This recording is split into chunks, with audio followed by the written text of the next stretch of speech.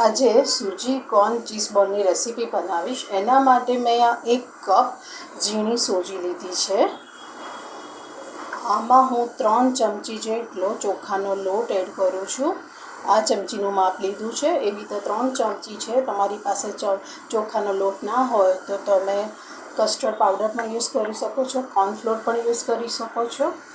આમાં મેં 1/4 table spoon capsicum લીધું છે, 1/4 ગાજર. અહીંયા મેં આદુ અને મરચાંની પેસ્ટ લીધી છે 3 ચમચી.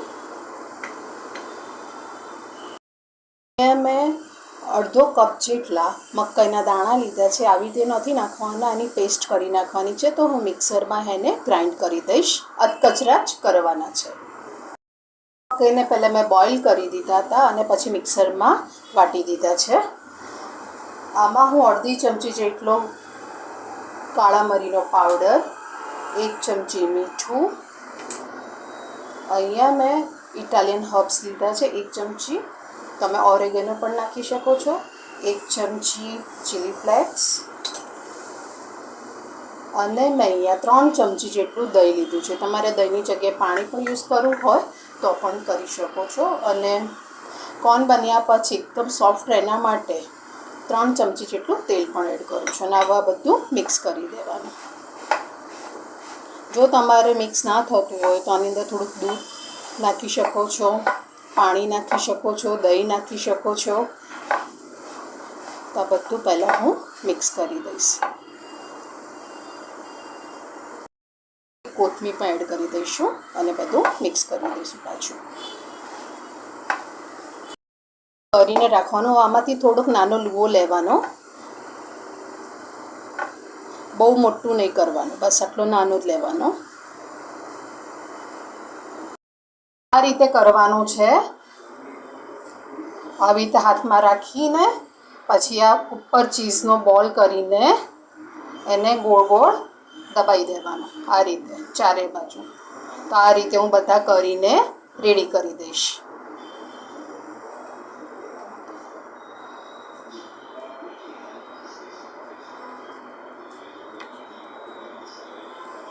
આ રીતના મેં કર્યા છે એ રીતે બધા રેડી કરી દઈશ. અપ્પેમાં બનાવવાના છે તો મેં ગેસ ચાલુ કરી દીધું છે. મારી પાસે અપ્પે મોલ છે, એની અંદર પહેલાં તેલ નાખીને ગ્રીસ કરી દઈશ.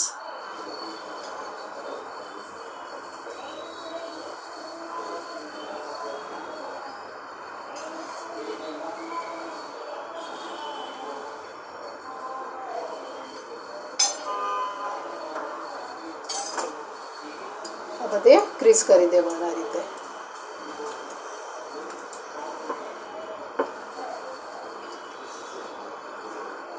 અને બધા બોલ જે બનાવીને રાખ્યા છે અંદર મૂકી દઈશું. સ્લો ફ્લેમ પર જ થવા દેવાના છે.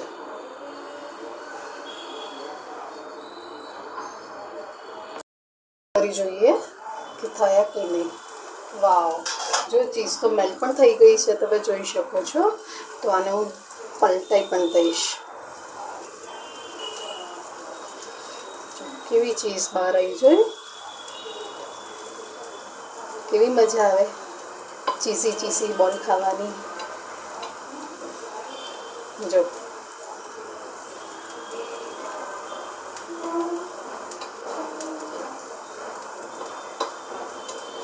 ચારે બાજુથી પહેલાં એક વખત પહેલાં ફેરવી દેવાના.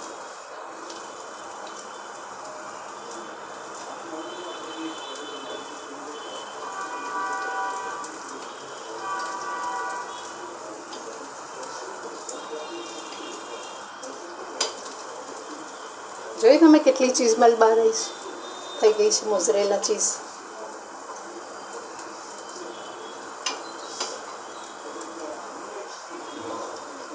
તો હું ફરી વાર આને ઢાંકીને થવા દઈશું. ક્રિસ્પી થાય ત્યાં સુધી થવા દેવાના. કરી જોઈએ કે બ્રાઉન થયા કેમ નહીં. વાવ, કેવા સરસ થયા છે. મેં ફેરવીને કર્યા હતા. જો આ ટાઈપના હોવા જોઈએ. જોયા તમે? એટલે જે થઈ ગયા છે એને હું પ્લેટમાં કાઢી લઈશ.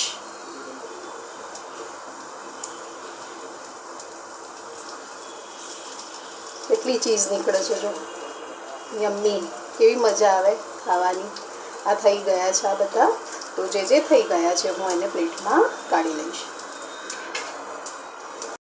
કોર્ન ચીઝ બોલ મેં સર્વિંગ પ્લેટમાં કાઢી લીધી છે. ચીઝ જાતે જ મેલ્ટ થઈને બહાર આવી છે. જો કેટલી યમ્મી યમ્મી યમ્મી બની છે. તો તમને મારી આ રેસીપી કેવી લાગી? સારી લાગી હોય તો લાઈક કરજો, કોમેન્ટ કરજો અને સબસ્ક્રાઈબ કરજો. Thank you for watching.